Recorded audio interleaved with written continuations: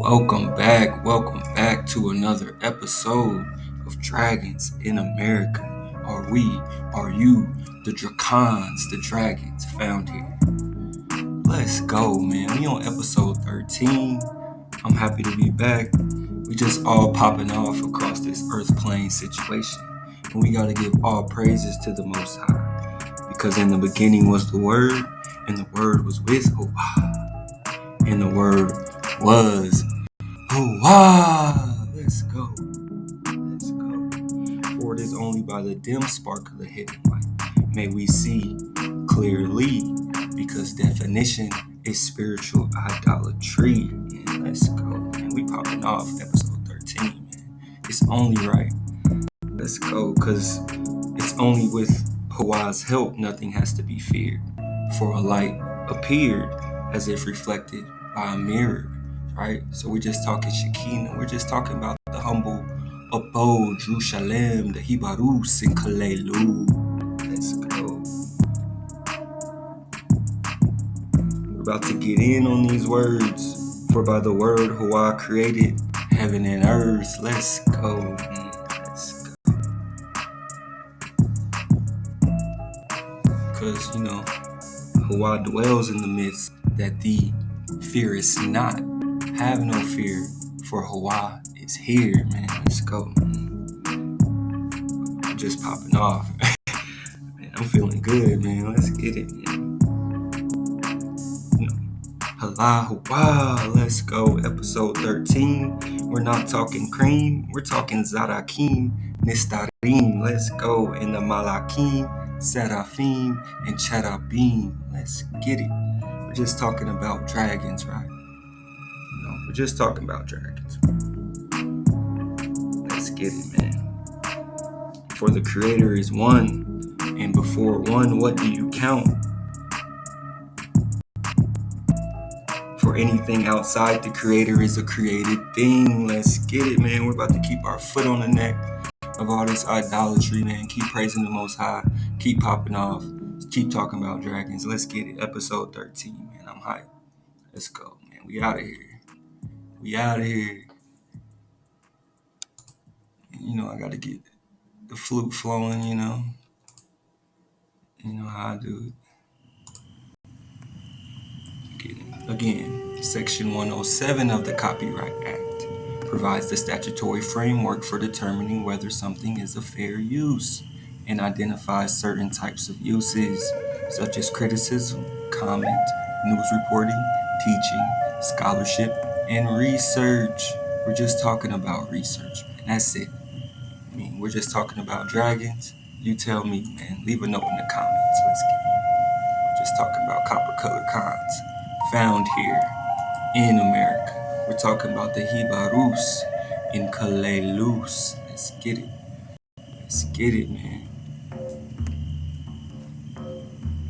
Leave a note in the comments, man. What you think to this point, man? Am I reaching? You tell me, but I'm just popping off for a while, man. That's all.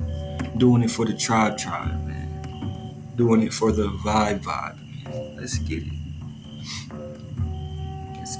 I'm doing it for the Most High. Let's go, man. We're about to get into these words. We're about to get into these languages, man. I told you, man. We're here now. We're staying here. We're just talking words. It says many faiths seem to be in agreement with one thing, at least. The notion that the primal resonance of a word or sound gave birth to the universe. Understandably, the source of this primal sound is held to be divine. In the Bible, it's described like this. In the beginning was the Word, and the Word was with Hawa. And the Word was Hawa. Let's go. For a sound gave birth to the universe. Let's go. Again, we're just talking. D himself didn't refer to the script as Enochian. He called it angelical, or the celestial speech. The celestial speech. Again, we're just talking words. We're just talking languages. We're just talking the left bet. We're talking angelical, celestial speech taught by Hawa to Adam. Just talking We find ourselves in the company of Adam, Seth, Enoch, Methuselah, and Noah in the old world. We participate in their virtues and lament over the apostasy of their children and descendants. Meditate on that. They lament over the apostasy of their children and descendants. Who are they talking about? Are they talking about the Tangus? Are they talking about the Hebrews? Are they just talking about you, who they found in Kaleilos? Let's go. We join in the celestial anthems, right? We penetrate into the bowels of the earth with Enoch, the beloved of Hawa. We're just talking angelical, celestial, Adamical speech taught by Hawa to them, right? Let's go, man. We're just talking Enochian script. But remember, we're not talking Roman Jews. We're talking Hebrews in Kaleilos, right? And they said these Hebrew letters are used in such a magical alphabet. The underlying language is still usually English or Hebrew. So you see how they try to attach themselves to you, Khan. We're just talking Hebrew, right? The magical alphabet, right? Taught by Hawa to Adam, right? See who can decipher this Enochian script, man. Let's get it. Let's get it. Just talking abracadabra. I create as I speak. And I mean, for anything outside of the creator is a created thing, right? Because we're just talking about the most high, right? I create as I speak, or words to that effect, right? However, there are other theories about the origins of this word, right? And what is it coming back to? Again, we're not talking Abraxas. We're talking Hebrew phrase abrek adhabra, meaning hurl your thunderbolt unto death, or strike dead with thy lightning. In this case, its efficacy as a charm to ward away illness would make sense. But maybe it's a charm to ward away you, Khan. Maybe it's a charm to ward away the enemies of the Amaru Khans, right? But it's just coming from the Most High, right? We're just talking, I created to speak. For in the beginning was the Word, and the Word was with Hawa, and the Word was. Wow, let's go. We're just talking about the Hebrew phrase, right? We're just talking about the Hebrew phrase, or we're talking about mantra. So remember, what I'm trying to point out is all of this stuff that you hear, all these languages, all these alphabets, all these words, codes, all that's coming from you, Khan. It's all coming from your ancestors, Khan. They've been doing this. We've been doing this. It's, again, just talking mantras, a sacred phrase or series of sounds, a spiritual vibration, right? We're just talking 432. We're just talking the frequency. We're just talking the 9 spiral, right? The spiritual vibration. Whoever chants a mantra becomes unified. So meditate on that. Whoever chants a mantra becomes unified. Are we talking halal? Wah? We're talking halal. Wah, right? We're just talking about the mantra. And whoever chants a mantra becomes unified, right? In the spiritual vibration, the code, right? Let's get it. Because we're not talking, we're talking about the one above. It is similar to the Hebrew Amen or the Awin, right? It is similar to the Hebrew Amen. We've already connected the dots. We're talking Brahmins, we're talking Hindu, we're talking lost tribes of promised lands, the seed of Abraham, right? The is used at the beginning and the end. Hawa's voice is right? Amen, right? The is used at the beginning and the end. For who is the beginning and the end? The Alpha and the Omega. Let's go. We're just talking about the Most High. We're talking about Amma and Abba. We're talking about the wisdom, right? The word is called the primitive origin, right? The proper sense of the word Shiva Kafulit is 7 doubles, for it is said that there are 2 kinds of knowledge. The secrets of wisdom, that they are double to that which is. We're just talking the secrets of wisdom, right? We're just talking wisdom, right? Doth not wisdom call, right? We're just talking. Wow, are we talking da? Wow, right? Literally meaning summons or call, the dawa. Literally meaning summons or call, the dawa. You call, right? The doth not wisdom call. I stand at the gates of the entry of the city. We're talking wisdom, right? We're talking bet. We're talking the house. is far more than a simple series of letters, right? To master the Dawa, or to master, your connection to your power, Wa, the adept must follow a strict moral code and diet. We're talking about meditate on the Torah, right? We're just talking about keeping the code, right? Dawa, once the Dawa is mastered, they confer a power over the universe. Kind of like Kian Saliman, right? We're just talking about a power. We're talking about the wisdom. We're talking about the Dawa, we're talking about the breath of the power of the armies of Israel, right? Your breath is invisible, yet essential. Hawa brings Adam to life by breathing into his nostrils, therefore sharing his breath, right? We're just talking. Are we talking about the 9 original breaths? Because if we're talking 9, we got to be talking about the 9 code, the 9 spiral. We're talking 4, 3, 2. We're talking popping off. We're talking hibarus. Let's get it. Let's go. For everything is seen as breath, or atman. When the breath is taken away, the physical body will perish. So without your power, you have no power. We're just talking about the Most High, right? We're just talking about the wisdom, the breath, the creator, from a Hebrew verb meaning to form, to breathe, or live, living, right? So we're just talking about life. We're talking about breath, because for when the breath is taken away, the physical body will perish, right? We're just talking about to form, or to breathe, or to live, Khan. We're talking about to live, Khan.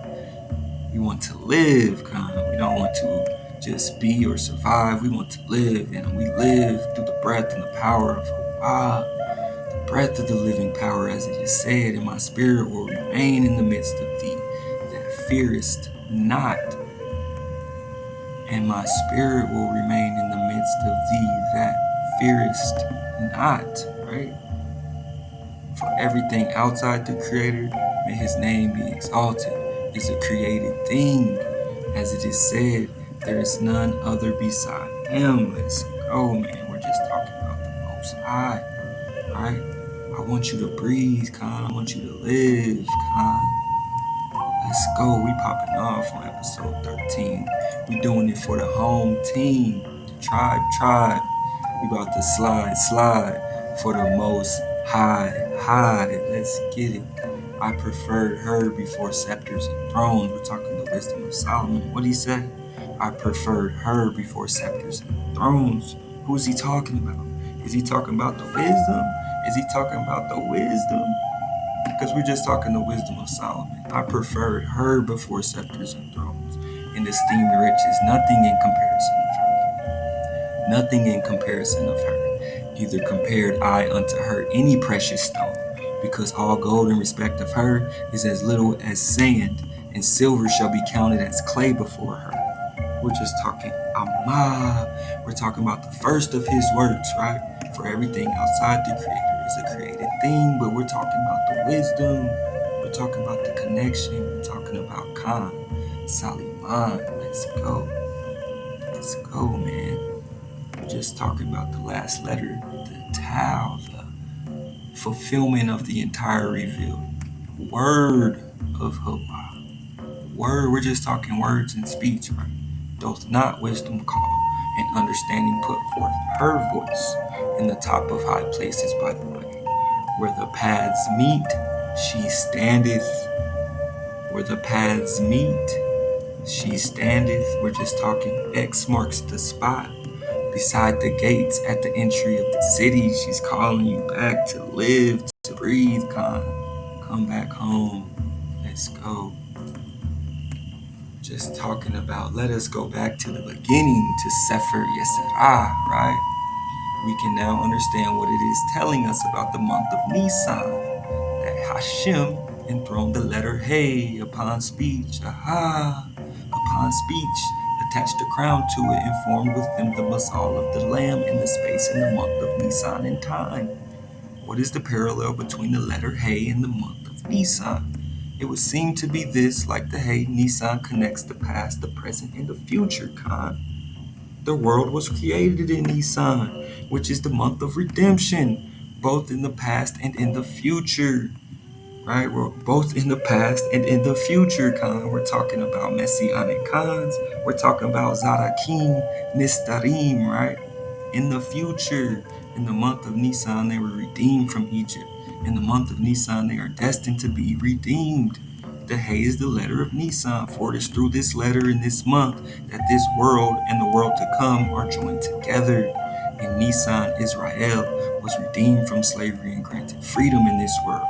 In Nisan, Israel were redeemed and elevated to the spiritual level of the world to come, but it's only through Hawa and the 9 spiral, right? Let's get it. We're just talking about in the beginning, we're talking Nisan, or we talking March, April, right? We're talking about the Hebrew New Year, right? We're talking about your month, your time, Khan. It's a time for kings and pilgrimages, right? Kings and pilgrimages, but we're just talking Khans, right? And Amaru Kha, right? Amaru Khans found here in America, right? This is the reason why the tabernacle has been called his throne, according to the verse. They shall call Jerusalem the throne of the eternal, Jeremiah, right? As for the meaning of the words, blessed and whose name is blessed, this is a general appellation for the light which enters the visible air of the entire world below, as it is said, and blessed be his glorious name forever, and let the whole earth be filled with his glory, right? We're talking about, actually, after the prophecy had disappeared, a light appeared to them, as if it were reflected by a mirror, and then they heard a voice like an echo, that is to say, that the desert reverberated into them. And this has been called by the cold, the daughter of the voice, and let he or she who have ears hear clearly. We're just talking about words. We're talking celestial speech. We're talking about the Most High. We're talking about the wisdom. We're talking about the Amaru Khans. Found here, the Hibarus in Kalelus. Let's get it. We're just getting a little Deuteronomy, Deuteronomy 7. For you are a people consecrated to your power. Of all the peoples on the earth, your power chose you to be Hawa's treasured people. Chose you to be Hawa's treasured people. Instead, this is what you shall do to them. He's talking about your enemies. You shall tear down their altars, smash their pillars, cut down their sacred posts, and consign their images to the fire, right? This is what the Most High is instructing his chosen people to do, right? I'm not saying this. This is what Hawa says, right? We're just talking about Deuteronomy 7. But it was because Hawa favored you and kept the oath made to your fathers that freed you with the mighty hand and rescued you from the house of bondage, from the power of Pharaoh, king of Egypt. We're just talking about the month of Nisan, when the Hibarus were delivered from the hands of their enemies, right? Right? We're talking about Moshe, right? We're talking about the rod of power, right? For you are Hawa's treasured people. You shall tear down their altars, smash their pillars, cut down their sacred posts, and consign their images to the fire. Because before one, what do you count? I'll wait. But remember, it is only by the dim spark of the hidden light may we see clearly. Know therefore that only your power is Hawa. Only your power is Hawa, who keeps the divine covenant faithfully to the 1000th generation of those who love Hawa and keep the divine commandments, right? And keep the divine commandments. You shall destroy all the peoples that your power delivers to you. You shall destroy all the peoples that your power delivers to you, and you shall not worship their gods. And you shall not worship their gods, for that will be a snare to you. You need have no fear of them. You have but to bear in mind what your power did to Pharaoh and all the Egyptians. You need have no fear of them, for Hawa dwell in the midst of thee that fearest not. You shall destroy all the peoples that your power delivers to you, and you shall not worship their gods. We're talking Hamashiach, we're talking Messianic Khans, right? We're talking Hibarus and Kalelus. Do not stand in dread of them, for your power is in your midst. For your power is in your midst, a great and awesome power. Hurrah will deliver their kings into your hand, and you shall obliterate their name from under the heavens. No one shall stand up to you until you have wiped them out. You shall consign the images of their gods to the fire. You shall consign the images of their gods to the fire.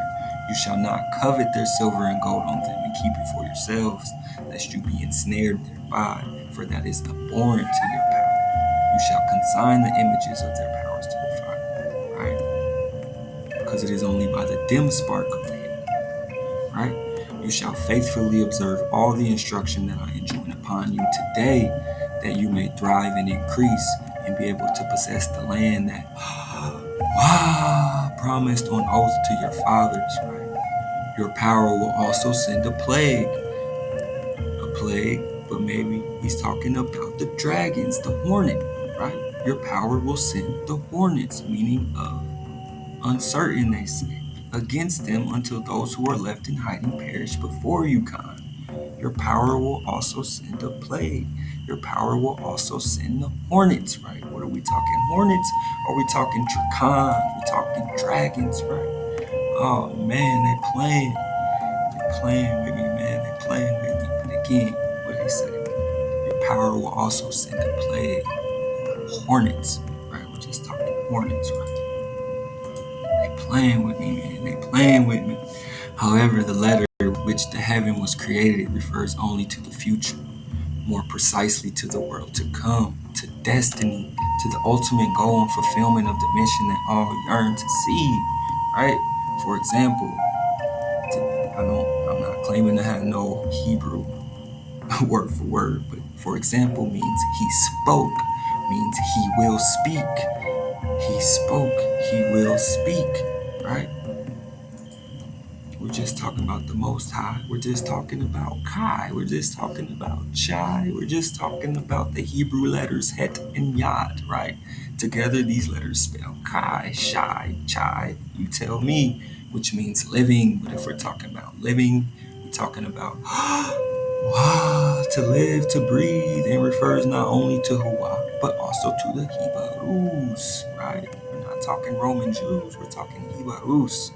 We're talking about the Hebrew system of numerology. The gematria shows that these letters add up to 18. These letters add up to 18, which is considered to be a favorable number, right?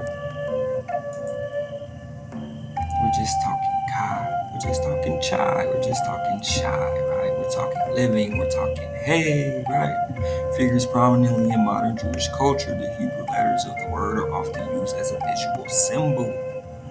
Visual symbol, right? Just talking about symbols. Chai is a Hebrew word and symbol that means life, alive, or living, to breathe, to have life, right? We're talking about the 9 original breaths, right? Just talking about the Most High. However, it's not all doom and gloom for 18. It is, of course, the product of 2 times 9, meaning that the good qualities of the 9 are doubled in intensity. We're just talking about the 9 spiral, the 9 code. We're talking 432, right? The Sufis say that 18 is a sacred number, and so they shall give gifts in multiples of 18. There's also a Hebrew prayer called Shimon Esrei, which means 18 and lists 18 blessings. This is because in the system of applying numerological values to letters, aka gematria, the word for life has a value of 18, right? We're just talking life. We're just talking the breath, right? We're just talking, let's get it, man. We're not talking about none of that, man. Yeah, we out of here. We're just talking about the Israelites who ate of the corn of Canaan. And I gotta always bring this up, man, because sometimes we gotta remember, man. We're just talking about the authority of the divine promise. The inhabitants, we're talking the Canaanites. The inhabitants have been gradually ripening for destruction by the practice of all those abominable idolatries, man. All those abominable idolatries, what I say, and you will put their images to the fire, and sins which were offensive to Hua. And Moshe had bestowed great pains to impress upon the people. And Moshe had bestowed great pains to impress upon the people that it was not for their superior righteousness that Hua gave them the land of Canaan. Canaan, but for the wickedness of the ancient inhabitants. Meditate on that. And Moshe had bestowed great pains to oppress upon the people, that it was not for their superior righteousness that Yahweh gave them the land of Canaan, but for the wickedness of the ancient inhabitants. What's why I say in Deuteronomy, you shall not worship their gods, but put their images to the fire. And they became tributary if they made it through, man. They became tributary. What's say? What's the first of the 9 code? What's the first thing he said? Thou shalt have no other powers before me. Thou shalt not make unto thee a graven image, nor any manner of likeness of anything that is in heaven above, or that is in the earth beneath, or that is in the water under the earth. Listen. Let me run that back one more time. They shall have no other powers before me. They shall not make unto thee a graven image. Right, we're putting the images to the fire, right? Nor any manner of likeness. So anything they say, oh, this is a representation of, well, this is just the triple nature of a whole. No, what does it say? Thou shalt have no other gods before me, of anything that is in heaven above, or that is in the earth beneath. But catch this last part. For that is in the water under the earth, right? Thou shalt not bow down unto them, nor serve them. For I am your power. Thy Hua. Let's go, man. Just talking about Hua, man. Just talking about the 9 code. 3 times 3. The number 9 has magic status. So anytime we're talking about Hua, we're talking about the Hebrews. What's the word they like to use? Magic. It's always magic, but it's not magic. It's the wisdom. It's your relationship between you and the Creator. It looks like magic to them. For the Hindus, it is the number of the power of Brahma, the Creator. But we're talking Brahma. We're talking lost tribes and promised lands, the seed of Abraham. They venerated Abraham because Abraham had that magic status, man. He was tapped in. He was rocking the 9 code, man. He's a Mashiach, right? We're just talking about a symbol of perfection, right? Let's get it. We're just talking 36. If we're talking 36, we're talking 18 double. When we're talking 18, we're just talking about life. If we're talking 36, we're talking about to be the number of heaven, they say. 36 doubled is 72, right? We'll get into that. Keep that in mind. One of the more mystical aspects of Judaism, we're just talking Hebrews, say that there are 36 Zarakim Nistarim. We're just talking Zarakim Nistarim, or saintly people on the earth at any one time. According to the Talmud, if any one of these people were not present, then the world itself would end. If any one of these people were not present, then the world itself would end. These people are unknown to one another. And although they possess magical powers, again, what do I say whenever they're talking about the Most High, whenever they're talking about you, they're calling it magical, man. They possess magical powers. They are not themselves aware of their special role, which is to justify mankind in the eyes of Allah. Apparently, when the time comes, these chosen ones will know exactly what to do, as it is believed that these 36 special people are too humble to ever believe that they could be one of the Zarakim Nestarim. 36 has come to represent humility. Just meditate on that. Meditate on that, khans and empresses and emperors. Just meditate on that. We're just talking Zarakim Nestarim. They are not themselves aware of their special role.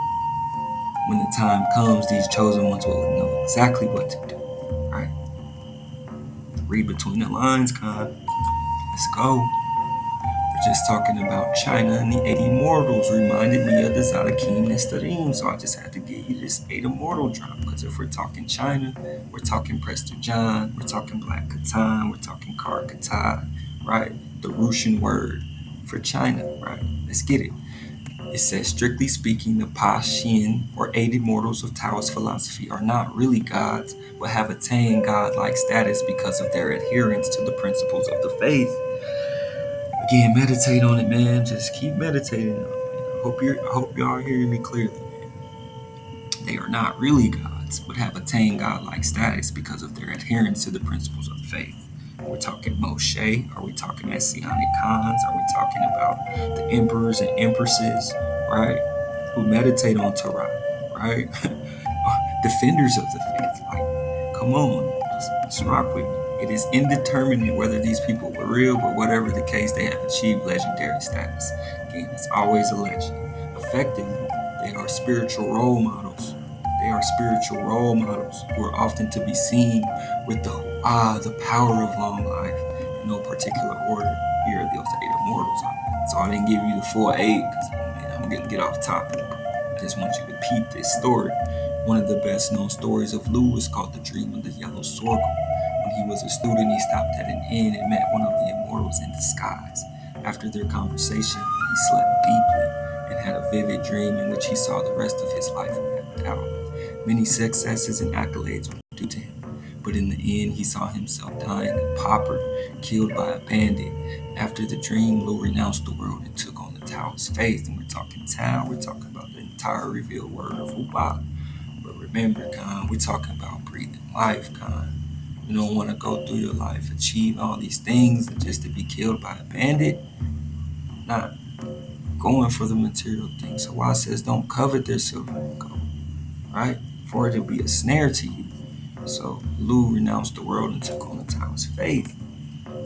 Now we're just talking Notarikan. We're talking Notarikan, Khan. This is a method in Hebrew of using the letters of a word as the initials for a phrase. This hidden phrase generally gives a different way of interpreting the word. Sacred words are the secret names of Hawa, or given this treatment, but we're not talking about names, because we remember it is only by the dim spark of the hidden light may we see clearly, if allowed to see, because definition is spiritual idolatry. So don't get caught up in the name. Just know we're talking about the Most High, right? Just talking about the Most High, which was a way of hiding their true meaning. These codes are often embedded into sacred texts, hence the importance of preserving the original written form. A simple example of a notarikan is the word Amen, which is constructed from the initial letters of the phrase, the Lord and faithful Khan, the power and faithful Khan, the power, the faithful Khan. All right, we're talking notarikan. We're talking what Agla means. So this is another example of a notarikan. It says Agla is found in these 31 runic inscriptions, and during the Middle Ages, the word was reinterpreted in Germany as whatever it says in German. Almighty God extinguished the conflagration and is used as a talisman against fire. While sent the Malachims, Almighty power extinguished the conflagration. It stopped the dragons. Notarikan is a Kabbalistic method of deriving a word by using each of its initials or final letters to stand for another, to form a sentence or idea out of the words. We're just talking about the codes, Khan. This is all coming from you, Khan. Your people came up with all of this, man. Can communicate, man. It's a way of communicating with each other. They're calling it the Tamura. The others are Gematria and Notarikan. Tamura means to exchange. We're exchanging information. We're exchanging energy. We're exchanging, you know what I mean? Let's get it. We're flowing with it, man. We're just talking Notarikan. We're talking Tamura, right? We're just talking about the Elohim, the letters of the name, or Yad Hem Ha-Eh. But really, we're just talking Wah. And Hawa is said to have explained to Moshe that the name means I shall be, or I am. And Hawa is said to have explained it to Moshe. Man, shout out to Moshe, man. You just keep popping up, Khan. I shall be, or I am. These letters are pronounced Hawa, and will often be seen as part of magical amulets or talismans. Again, what's that word they always connect to the Most High? The Hebrews, magical. The actual name of Hawa is said to be 72 letters long, right? It says when the name was invoked, the jewels will light up in a certain sequence, thereby allowing the priest to communicate directly with Hawa, directly with the power. We're talking about Moshe, right? You know, Moshe prayed to Hawa. Hawa said, why are you praying to me? Now is the time to act. He activated the jewels, lifted up the rod, parted the Red Sea, man. Let's go, man. We're We're just talking about the messianic concept. Hebrews believed in the idea of the Messiah, right? The high priest and the king with power and authority. The kings in Israel were considered messianic khans, which really means only anointed khans. Only anointed khans. In many cases in ancient Israel, the head of state or the khans or the khanesses, right, were considered deliverers, redeemers, saviors, or rescuers. Such was the case with Moshe, who with the help of delivered the Hebrews, right, from Egypt, right? We're just talking Moshe. We're just talking Moshe. We're just talking the Hebrew alphabet. We're talking Kabbalah. We're talking the letters of the angels. We're talking angels. We're talking dragons. Its sacred provenance is explained in the legend that Moshe received it on the top of Mount Sinai in an instance of direct communication. Again, come on, we're just talking about Moshe, man. Indirect communication. When the name was invoked, the jewels would light up in a certain sequence, thereby allowing the priest Khan, Moshe, to communicate directly with Huwa. Come on, man. They put it right in your face, right? We're just talking both mundane and esoteric, man. You gotta see clearly, man. Just talking about the Hebrew alphabet, the letter of the angels, the letters of the dragons. In the meantime, Moshe was standing and praying at great length. So the Holy One said to him, "My beloved are on the verge of drowning in the sea, and you spin out lengthy prayers before me?" Moshe spoke up to Huwa, "But Master of the universe, what else can I do?" Huwa replied, "Speak unto the children of Israel, that they go forward and lift up that rod." We're just talking direct communication with the Moses. We're talking about Moshe, right? We're talking about the call, the summon,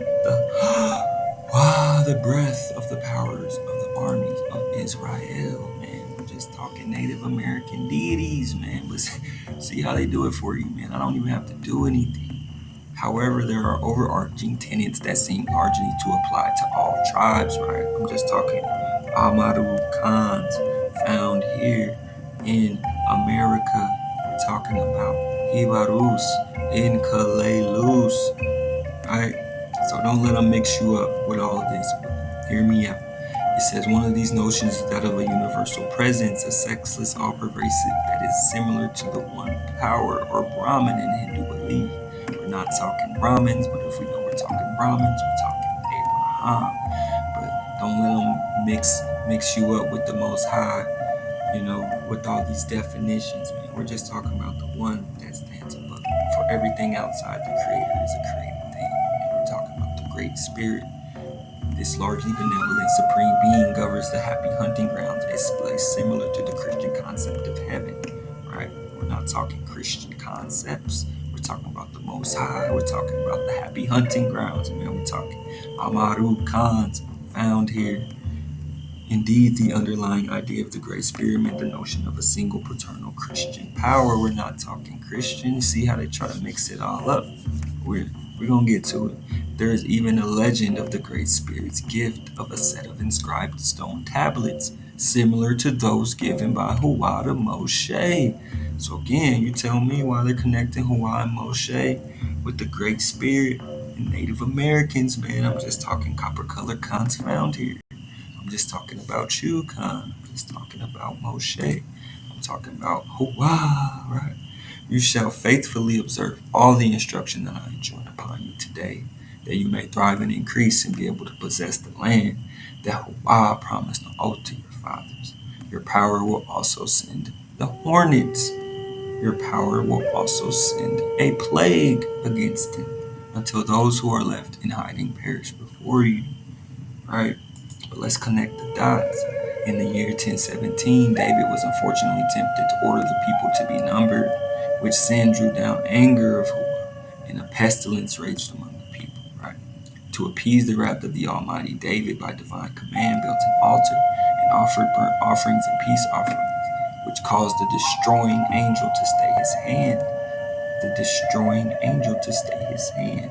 We're talking about a pestilence. He will send a plague. others hornet. Are we talking hornet? Are we talking angels? Are we talking dragons? Man, let's get it. It says, 1,000 angels ministered unto him, and 10,000 times 10,000 stood before him. Right? So Daniel seen that the Most High had the goons with him. That angels operate in a metaphysical environment close to humankind is evidenced by the analogy of the many angels that can dance on the head of a pin, despite being apparently colossal multi-winged creatures. Right? We're just talking about Kandawi and Daniel, right? And all the angels ministered unto Wa. We're talking about the horned serpent, right? Are we talking about the hornet, right?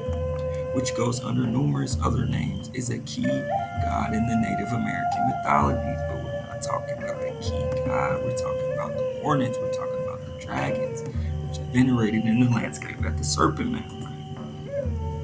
Serpent Mound, we're talking Middle America. We're talking land of the feathered serpent. So rock with me. Let me connect the dots for you. We're talking land of the feathered serpent. We're talking hornets. We're talking horned serpents. We're talking Quetzalcoatl. We're talking Kukulkan. We're talking ancient Mexico. But we're not talking Middle America.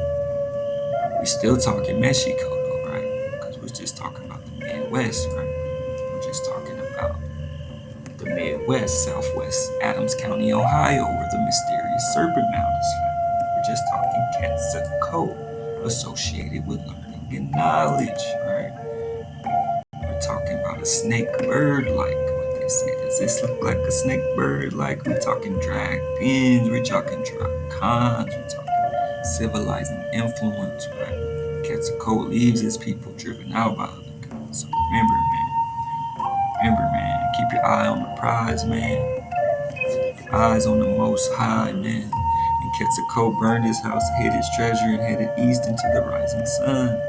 And when, Charles V and Columbus and all these characters, these cats came over here, man, Montezuma thought it was the return of Quetzalcoatl, man. It was indeed not the return of Quetzalcoatl, man. Quetzalcoatl was driven out by other powers, man. Quetzalcoatl tried to give you some of that learning and knowledge, man. Like the Celtiberians, we're talking Celtics, we're talking Celtiberians. They're connecting it for you. I don't even have to do it. The Celtiberians, the Aztecs, also worshipped a power that was so powerful as to be beyond having a name that will be able to comprehend, right? Again, you can't put a name to nameless power, man. We're just talking about the breath. That's about as good as you're gonna get, man. But again, it is only by the dim spark of the hidden light may we see clearly, man. Definition is spiritual idolatry. So remember, we walk a fine line, man. All praises to the Most High, letting us see clearly, walk this line, man. It says, inasmuch as names carry great power, the fact that there are either many names of Allah or none at all is a reminder of the paradoxical nature of a concept that wordy descriptions only serve to confuse even further. So here, man, I gotta point this out for you, man. Because again, we're just talking before one, what do you count? It says there is no need to divide between the worshippers of many powers and those who believe that only one power should be venerated. Why is there no need to divide, man? There is, because there's a clear line being drawn here. In the Hindu pantheon, for example, it is very clear that the many powers of this faith are separate aspects of the one. But again, it is only by the dim spark of the hidden light. Because definition is spiritual idolatry. You can't separate one, because before one, what do you count? And if you're separating one, then you're making unto these graven images. I mean, you can't separate the one and say it's all part of the one. It's just the one. That's it. All parts of a mosaic that reveal the bigger picture to the observer who is able to stand back far enough to see it. No, thou shalt have no other powers before me, says Allah. We're just talking non-spiral, right? Essentially, worshippers of more than one power fall into the category of pagans. So again, you said it for yourself. More than one worshippers of more than one God fall into the category of pagans. That's it, man. But there is a need for the divide, because Hua says, you shall have no other powers before me, right? Because again, all the divine names, whether in Hebrew or any other language, provide merely a tiny, dim spark of the hidden light for which the soul yearns when it says Hawah. Every definition of Hawah leads to heresy. Definition is spiritual idolatry, even attributing mind and will to Hawah, even attributing divinity itself in the name Hawah. These two are definitions. Were it not for the subtle awareness that all these are just sparkling flashes of that which transcends definition, these two would engender heresy, man. I'm just talking about the dim spark of the hidden. And may you be allowed to see clearly. The Hawah only reveals himself to the person that he chooses, man. You just can't go seek Hawah. Hawah finds you, right? It's only by the dim spark of the hidden light. Stop trying to separate Hawah. Let Hawah be Hawah, man. We're just talking about the Serpent Mound in Adams County, Ohio. But again, we're talking Great Serpent Mound. We're talking dragons. We are Adams County, Ohio. We're talking Middle America, Midwest, right? I'm just talking wyverns. Oh my goodness, they playing with me, man. Playing with me. Come on, y'all. I'm gonna get it for you, man. Don't even worry. We're just talking wyverns. Just talking wyverns.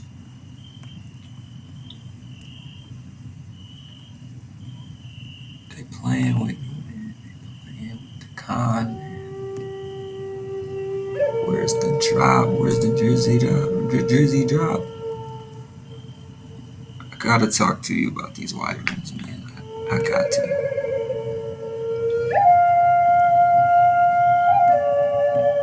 We're just talking episode 13. We got some technical difficulties. We'll be right back. We're just talking wyverns. We're talking about the word is derived from a Latin word vipera, meaning viper or serpent. The wyvern has the head of a dragon and the same fire-breathing capabilities and the tail of a serpent, sometimes with a barbed tip.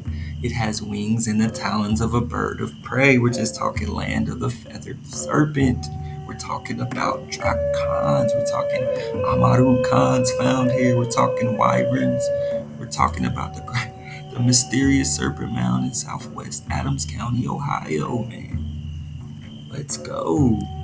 We're just talking about dragons. Come on. We're just talking about dragons, man. We about to be out of here, man. Thanks for rocking with me, man. Get out of here, man. I'm hyped, man. We're just talking episode 13. We're doing it for the whole team, man. So again, check this out, man. Check this out.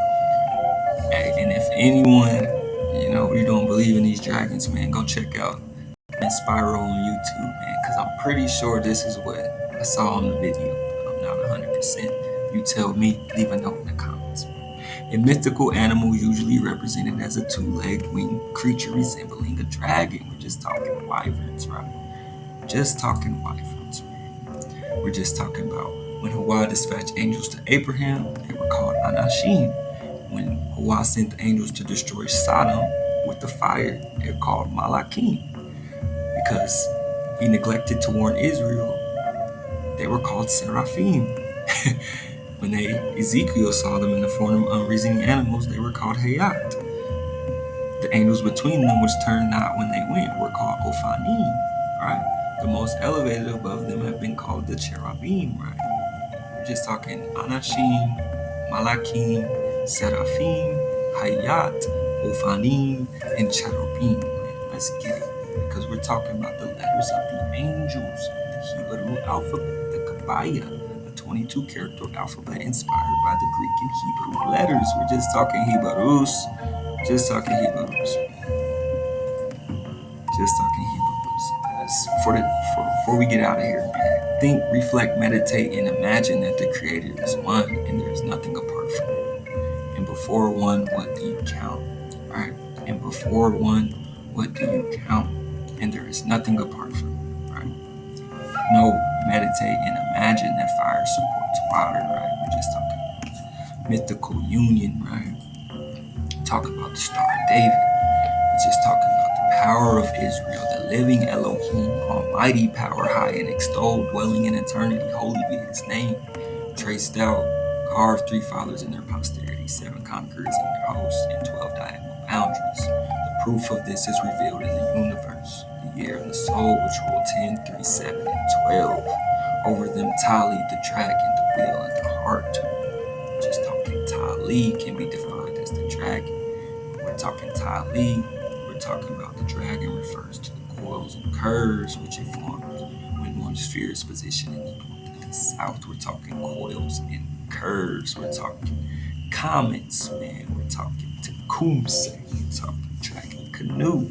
We're talking about you, coils and curves and locks, the dragons. For each point is called a dragon. We're talking about Tali. The dragon is placed like a king upon the throne. Right? It's placed like a king upon the throne, just as man is a king in warfare. And the Elohim set good over against evil. Right? For the three are one, and that one stands above. Again, we're not talking three, we're talking one. We're talking one, and that one stands above, right? Wow, the faithful king rules over all. And after that, our father Abraham had proceeded. And the Most High revealed himself and called him his beloved and made a covenant with him and his seed. And Abraham believed on him. And Abraham believed on him, right? And the Most High revealed himself and made a covenant with him, right? We're just talking lost tribes and promises. The seed of Abraham. Allahu Akbar. Let's go. We're on episode 13. We're not talking cream. We're talking Zadakim, Nistarim, Malakim, Seraphim, and the Cherubim. Let's get it, man. We out of here, man. All praises to